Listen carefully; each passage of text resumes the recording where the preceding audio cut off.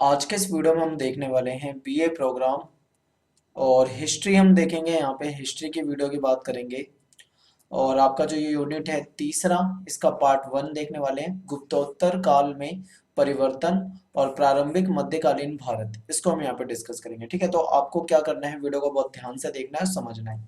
तो भारत का जो इतिहास है उसमें मध्यकाल को हम पढ़ने वाले हैं। तो आपको क्या करना है, पहले एक चीज आप समझ लीजिए। चैप्टर को शुरू करने से पहले मैं आपको बता दूं कि जो भारत का इतिहास हम पढ़ते हैं वो उसको हम तीन भागों में पढ़े बांट कर पढ़ते हैं। एक तो हो जाएगा हमारा प्राचीन काल का इतिहास, ठीक है। दूसरा हो जाएगा प्राचीन काल के बाद आया मध्यकाल,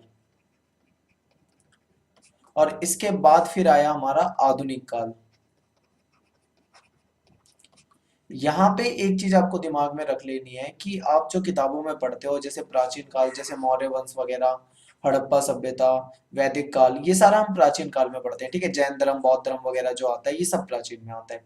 मध्यकाल में हम ज्यादातर ये पढ़ते हैं जब भारत में मुगल वगैरह आ गए थे, या फिर दिल्ली सल्तनत के समय से मुगलों का पूरा जो सिस्टम था उसको हम मध्यकाल में पढ़ते हैं। और उसके बाद फिर जब अंग्रेज आ गए थे और देश गुलाम हुआ अंग्रेजों का, और उससे पहले मुगलों का था।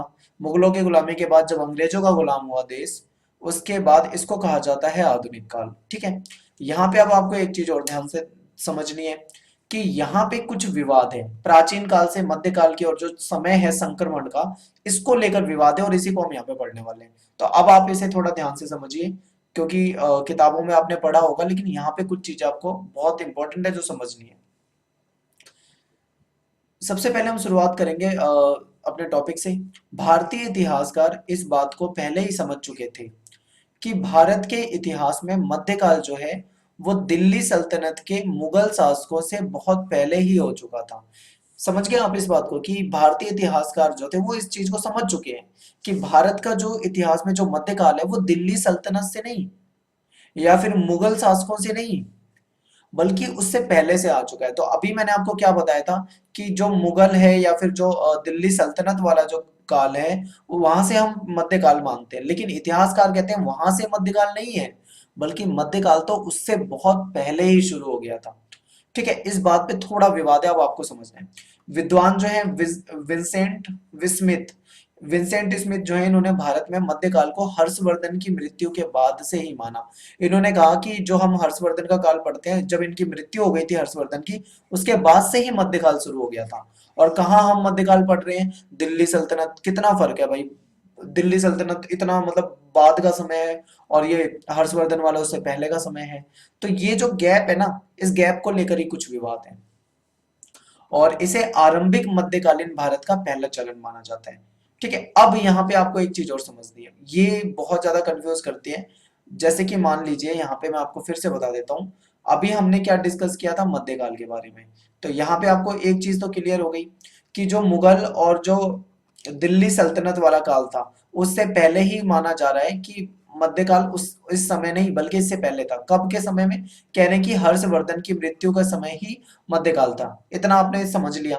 अब देखो, मध्यकाल जो है इसको भी हम दो तीन हिस्सों में बांट के देखते हैं मध्यकाल को। यानी वो समय जहां से मध्यकाल शुरू हुआ, यानी ऐसा टाइम जहां से ये मध्यकाल शुरू हुआ, उसको हम बोलेंगे प्रारंभिक मध्यकाल। यानी प्रारंभ हुआ है तो प्रारंभिक मध्यकाल। ठीक है, उसके बाद जो होगा वो बीच वाला यानी मध्यकाल, और उसके बाद फिर अंतिम मध्यकाल को उत्तर मध्यकाल, इस तरीके से देख सकते हैं। तो ये बात कर रहे हैं प्रारंभिक की, जो कि गुप्त काल के बाद से ही माना जा रहा है, और कुछ इतिहासकार तो उसे गुप्त काल के स्टार्टिंग से ही मान रहे हैं, कुछ उसको बाद से मान रहे हैं। तो ये चीजें आपको थोड़ा सा समझ के रखनी थी बस। देखिए, इस काल को मध्यकालीन हिंदू भारत या राजपूत काल की संज्ञा भी दी गई है। क्यों? क्योंकि इस टाइम पे जो धर्म माने जाते थे वो हिंदू धर्म ही था, सनातन धर्म। ठीक है, और इसके बाद क्या था, फिर बाद में जैन धर्म और फिर बौद्ध धर्म ये आने लगे थे, ये माने जाने लगे थे। लेकिन और कई जैसे इस्लाम वगैरह है, ये बाद में आया है काफी। ठीक है, तो इसका इस्लाम का यहाँ पे जिक्र नहीं है। तो आप सबसे पहले यहाँ पे इसको या तो हम हिंदू भारत या राजपूत काल की संज्ञा दी जाती है, और इसी को कहा जाता है, यानी इस काल को मध्यकालीन हिंदू भारत या फिर राजपूत काल का नाम दे दिया गया। प्राचीन काल से मध्यकाल की ओर संक्रमण के विषय पर इतिहासकारों में मतभेद है। अभी मैंने आपको बताया यही समस्या है कि प्राचीन काल कौन सा था और उसके बाद मध्यकाल कौन सा है, इसमें विवाद है। क्यों? क्योंकि कुछ इतिहासकार कहते हैं कि जब ये मुगल वगैरह आ गए थे या दिल्ली सल्तनत वाला सिस्टम आ गया था तब से मध्यकाल है। बट यहाँ पे क्या कहा जा रहा है कि गुप्त काल के समय से ही मध्यकाल शुरू हो गया था, उसको प्रारंभिक मध्यकाल का नाम दे दिया गया। तो कुछ इतिहासकार जो है इसका आरंभ जो है वो गुप्त काल से मानते हैं। ठीक है, तो ये आपको ध्यान रखना है, कुछ इतिहासकार क्या कहते हैं कि ये गुप्त काल से ही शुरू हो गया था। लेकिन इस पर विवाद है। मुख्य विवाद भारतीय सामंतवाद से संबंधित है, क्योंकि देखिए ये यहाँ पे एक शब्द आता है सामंतवाद। कुछ इतिहासकारों ने कहा है, कुछ इतिहासकार ऐसा कहते हैं, यहाँ पे तीन तरह की चीजें आपको समझनी है। एक इतिहासकार ऐसे हैं जो कह रहे हैं कि जब दिल्ली सल्तनत आई या जब मुगल आए भारत में, इसको मध्यकाल कह दिया इन्होंने। लेकिन कुछ इतिहासकार कहते हैं नहीं, ये मध्यकाल नहीं है। दूसरी तरह के इतिहासकार हैं, वो कहते हैं जब गुप्त काल था उस समय में मध्यकाल था, शुरू हो गया था।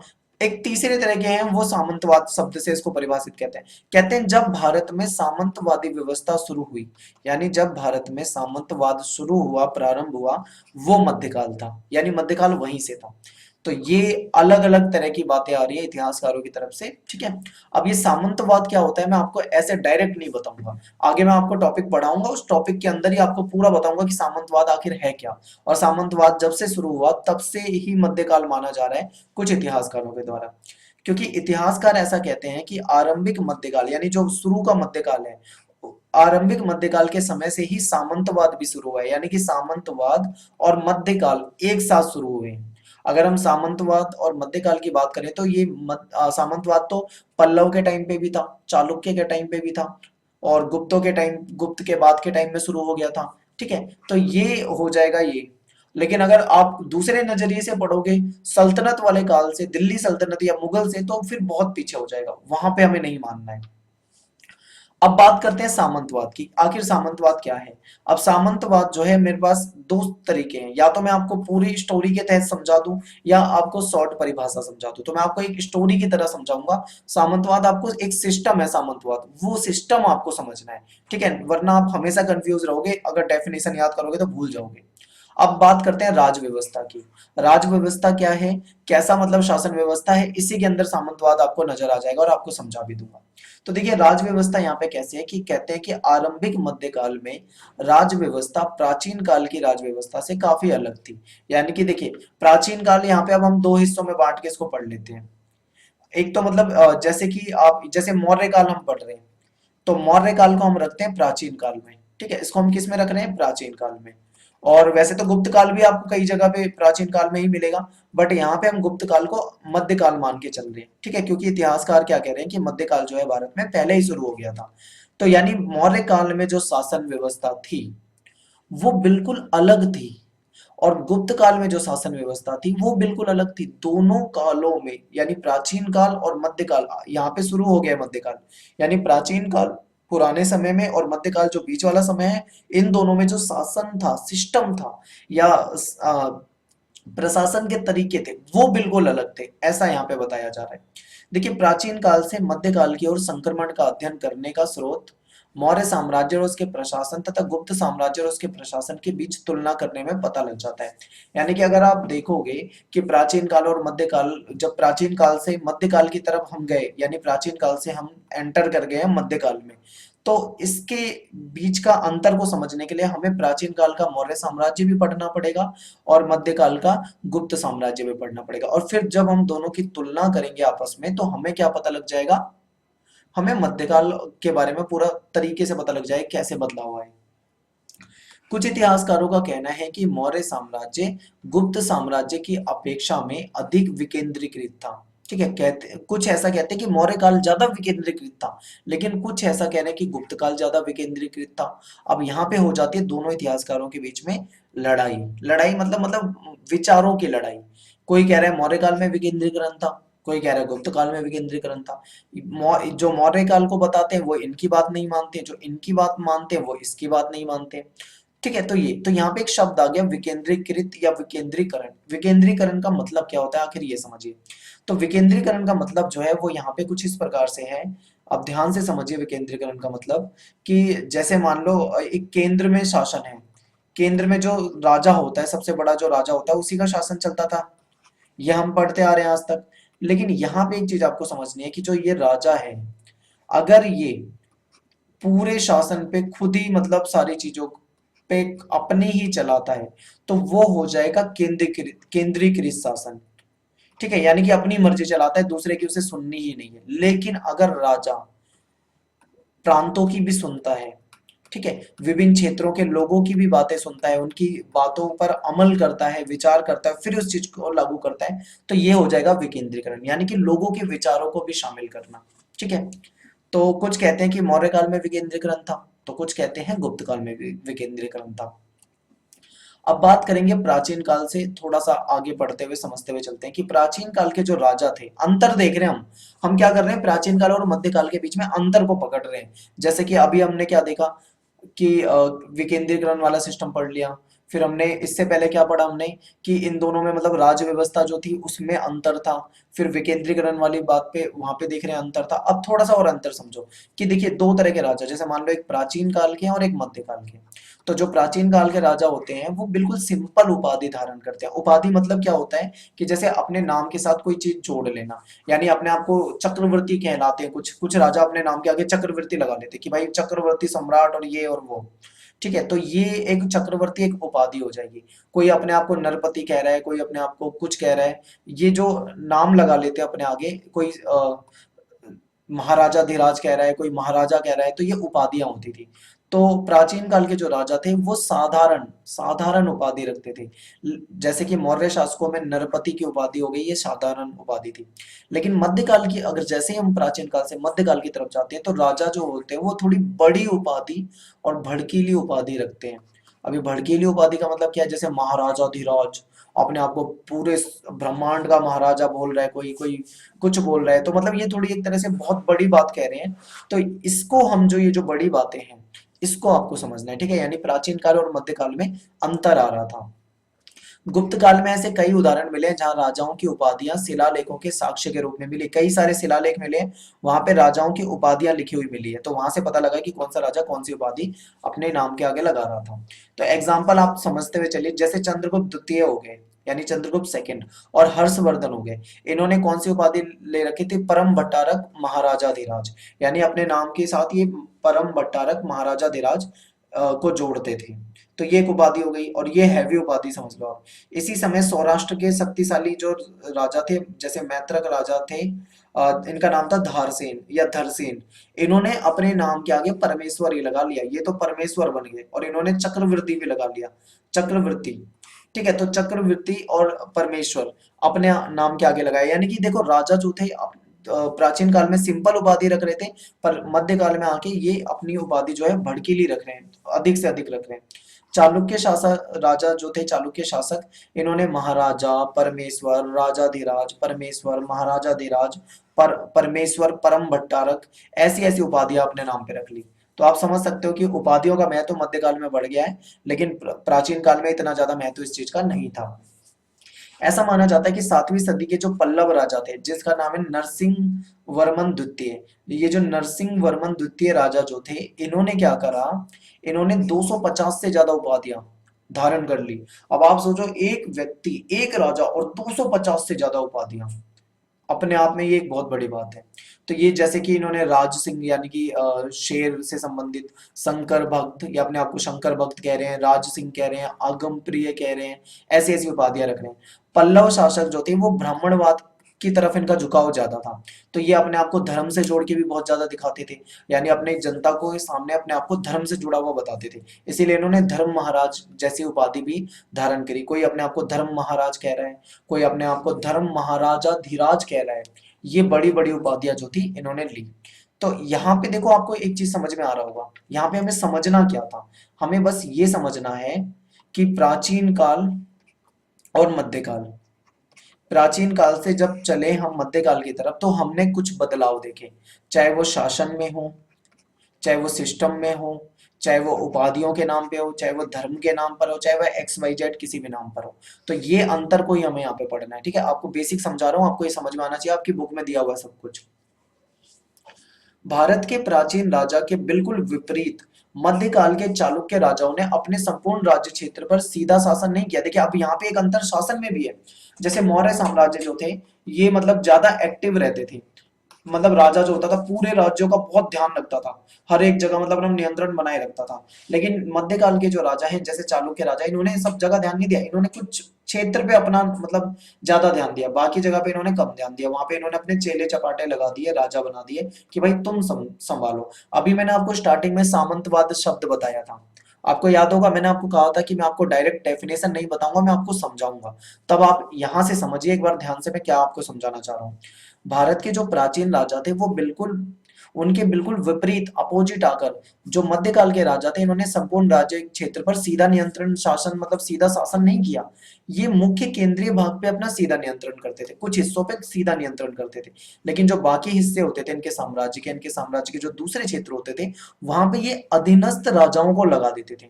अब समझो आप मेरी बात को, यानी कि एक राजा जो है वो मुख्य है, उस राजा का पूरा साम्राज्य है, बड़ा साम्राज्य, उसने क्या करा, एक इतने हिस्से पे अपना डायरेक्ट शासन चलाया, खुद देखता है सब कुछ वहां का, बाकी हिस्सों को उसने दे दिया दूसरे लोगों को, दूसरे राजाओं को, यानी वो राजा उसके गुलाम है एक तरह से।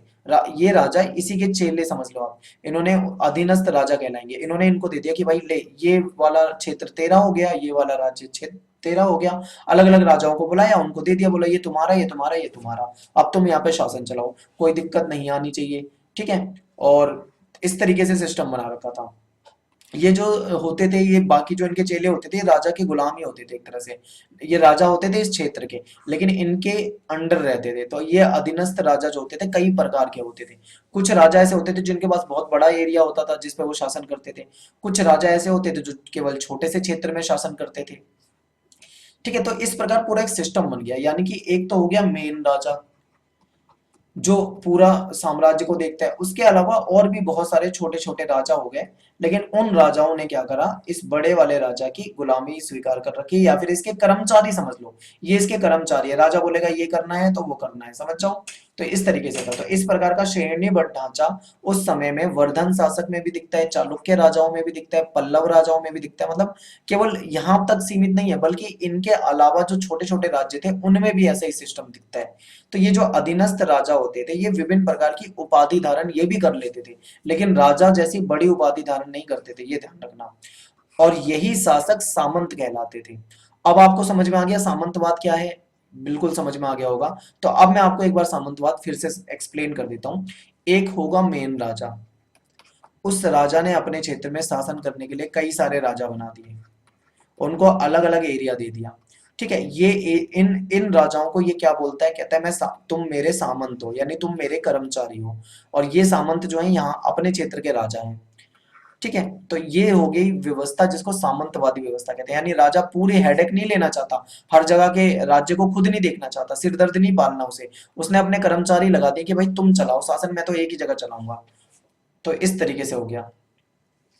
सामंत जो था एक बहुत पुराना शब्द है, ये जो सामंत शब्द है बहुत पुराना है, पहले इस शब्द का इस्तेमाल किया जाता था पड़ोसी राजा के लिए। मान लो ये एक एक्स नाम का देश है और ये एक वाई नाम का देश है, तो एक्स नाम का राजा जो वाई नाम के राजा के लिए जो वर्ड यूज करेगा वो सामंत यूज करेगा, यानी दूसरे राजा के लिए, पड़ोसी राजा के लिए नाम इस्तेमाल किया जाता था। लेकिन बाद में इसका मतलब बदल गया, यहाँ पे आके इसका मतलब हो गया अधीनस्थ राजा। अधीनस्थ राजा का मतलब होता है एक मेन राजा, उसके अंडर काम करने वाला दूसरा राजा, ठीक है। ये अधीनस्थ राजा हो गया जिसको सामंत भी कहा जाता है, यानी ये सामंत हो गए।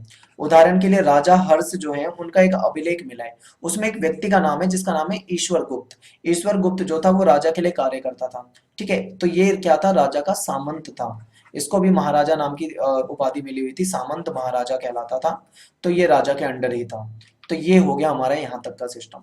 उम्मीद करता हूँ ये चैप्टर थोड़ा सा ट्रिकी है और थोड़ा सा आपको मतलब कॉन्सेप्ट को समझना है, ऐसे नहीं है कि आपको रटते हुए चलना है कुछ भी, यहाँ पे आपको सामंत समझना है, यहाँ पे आपको प्राचीन काल में कैसा सिस्टम होता था, मध्य काल में कैसा सिस्टम होता था, उनमें अंतर क्या है ये समझना है। सामंत जो है ये बहुत पुराना शब्द है, ये आई थिंक ये रिपीट हो गया है यहाँ पे, ठीक है। यहां तक हमें नहीं पढ़ना, ये दोबारा आ गया। सामंत जो होते थे वो क्या होते थे, वो बाहरी व्यक्ति नहीं थे, मतलब बाहर के देश के व्यक्ति नहीं थे, अपने ही देश के लोग होते थे, यानी बाहरी व्यक्ति ना होकर राज्य क्षेत्र के भीतर के ही होते थे, इसीलिए इनको महत्वपूर्ण पद पे बिठा देता था राजा। लेकिन ये जो सामंत होते थे इनके बारे में आपको दो चीजें ध्यान रखनी है, देखो, एक तो ये जो सामंत होते थे ये राजा को सैनिक सेवा प्रदान करते थे, यानी इन सामंतों की अपनी छोटी छोटी सेना होती थी। मान लो राजा को कोई युद्ध लड़ना है तो वो सामंतों से बोलेगा कि अपने सेना को लिया तो सारे अपनी सेना को लेकर राजा के साथ चल देंगे युद्ध लड़ने के लिए, यानी राजा की प्रति बिल्कुल समर्पित रहते थे। राजा के अभियानों में वो हमेशा उनका साथ देते थे। लेकिन कुछ उदाहरण ऐसे भी मिले हैं कभी कभी कि कई बार जो सामंत है इन्होंने गड़बड़ी कर दी। अब ये गड़बड़ी क्या कर दी, जब कभी कभी ऐसा हो जाता है, मान लो सामंत जो है यानी अधीनस्थ राजा जो है ये चालाक है, और जो बड़ा वाला राजा है, मान लो वो वाला राजा जो है मेन राजा, वो कमजोर पड़ गया किसी मामले में, तो ये इसका फायदा उठा लेगा सामंत, यानी इस क्षेत्र को अपना तो स्वतंत्र कर ही लेगा, प्लस हो सकता है राजा को भी हटा के खुद ही राजा बन जाए। तो ऐसा भी होता था, यानी कई बार ये गड़बड़ी फैला देते थे। अगर केंद्रीय प्रशासन कमजोर हो तो सामंत उसका लाभ उठाकर राजा को सत्ता मतलब राजा से सत्ता छीन लेते थे। और कई सामंतों ने तो अपने क्षेत्र को स्वतंत्र ही घोषित कर दिया, यानी ये मैं यहाँ का राजा हूँ, अब मेरे ऊपर कोई राजा नहीं है, मैं स्वतंत्र मतलब अपने आप को घोषित कर दिया। उदाहरण के लिए राष्ट्रकूट समझिए, राष्ट्रकूट राजा जो थे, चालुक्य राजा होते थे पहले, चालुक्य राजा के अंडर आते थे, इनके मतलब गुलाम थे एक तरह से राष्ट्रकूट, यानी इनके लिए काम करते थे। लेकिन राष्ट्रकूट राजा जो थे इनको एक समय पे ऐसा लगा कि चालुक्य राजा जो है कमजोर पड़ रहे हैं, तो इन्होंने क्या करा, इन पे हमला करके इनको हटा दिया।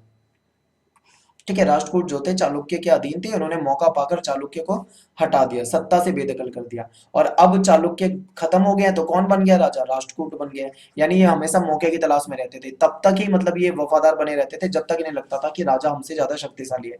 अगर इनको कभी मौका लग जाता था राजा को हराने का तो ये राजा के खिलाफ भी आ जाते थे। तो ये सामंतवादी व्यवस्था थी।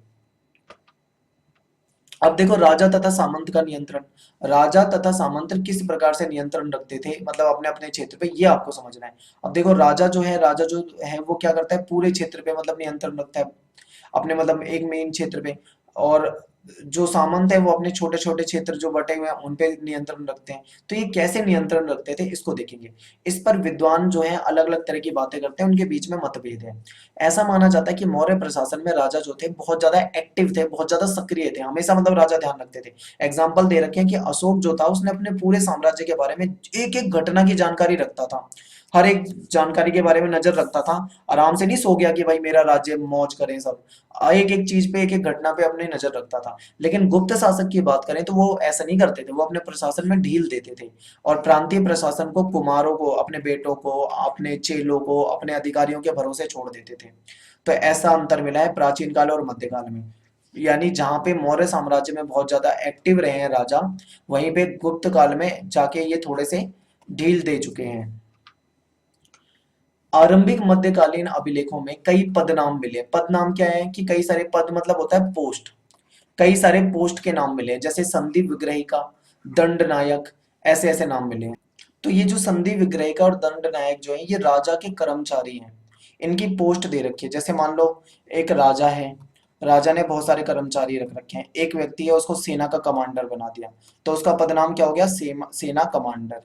किसी को दंड देने का काम कर दिया, उसको बना दिया दंड अधिकारी, ठीक है, या दंड नायक बना दिया। या किसी को टैक्स इकट्ठा करने के लिए बना दिया, उसको अलग नाम दे दिया। तो ऐसे ये पोस्ट होती थी। तो संधि विग्रही का, दंड नायक, और ये पदनाम जो थे ये पूरे भारत में महत्वपूर्ण बन चुके थे, हर जगह देखने को मिलते थे।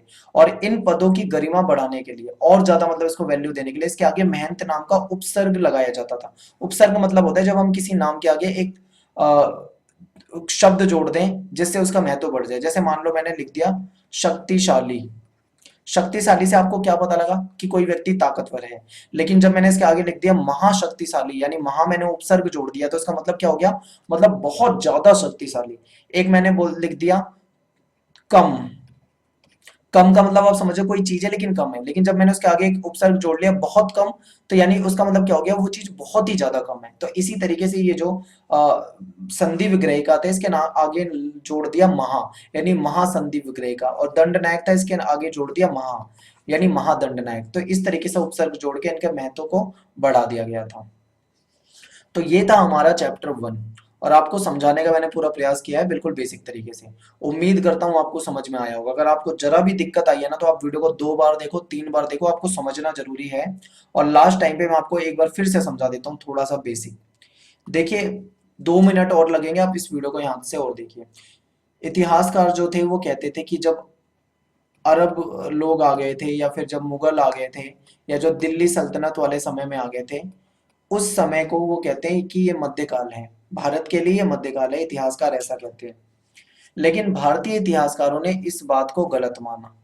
मेरी बात को समझो ध्यान से। उन्होंने कहा कि ये मध्यकाल नहीं है, मध्यकाल तो इससे पहले ही शुरू हो गया था। कब शुरू हो गया था? गुप्त काल के, कोई कहता है कि गुप्त काल के स्टार्टिंग में शुरू हो गया था, कोई कहता है गुप्त काल के बाद के समय में शुरू हुआ था। यानी ये उससे पहले ही मध्यकाल मानते हैं यहाँ से। तो इसीलिए हमने क्या करा, मध्यकाल, जब हम प्राचीन काल से मध्यकाल की तरफ गए, यानी प्राचीन काल एक रहा होगा हमारे समय में इतिहास में, प्राचीन काल का इतिहास, ठीक है। इससे जब हम गए मध्यकाल की तरफ, तो प्राचीन काल से मध्यकाल की तरफ जब हम गए, तो इसके बीच में जो क्या क्या घटनाएं हुई, प्राचीन काल में सिस्टम कैसा होता था, मध्यकाल में सिस्टम कैसे बदल गया, इसी चीजों को हमने यहाँ पे पढ़ा है और समझा है। तो यही आपका चैप्टर था और ये पार्ट 1 था। पार्ट 2 में अभी आपको बहुत कुछ कराना है, पार्ट 3 में भी आपको बहुत कुछ कराना है, चैप्टर पूरे तरीके से समझा देंगे। अब आप कमेंट में करके मुझे बताएं कि आपको अच्छे तरीके से समझ में आया या नहीं। तो मिलते हैं नेक्स्ट वीडियो में। Thanks for watching. जय हिंद, जय भारत।